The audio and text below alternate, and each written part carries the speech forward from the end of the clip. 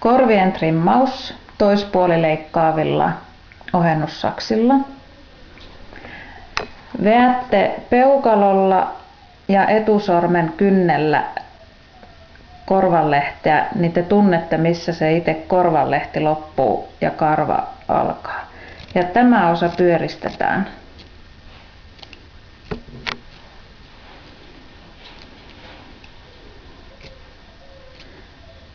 Niin nämä sormet suojaa siltä, ettei leikkaa siihen korvanlehteen.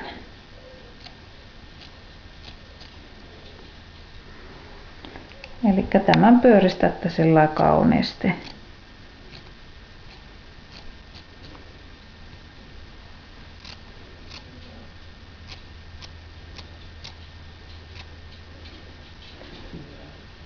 Eli näin. Nyt se on pyöristetty.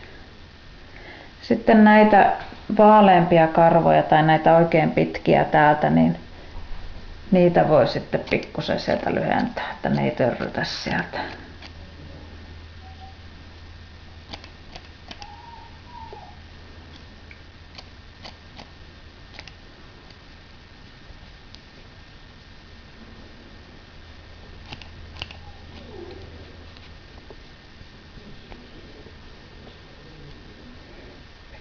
Vielä tuolta.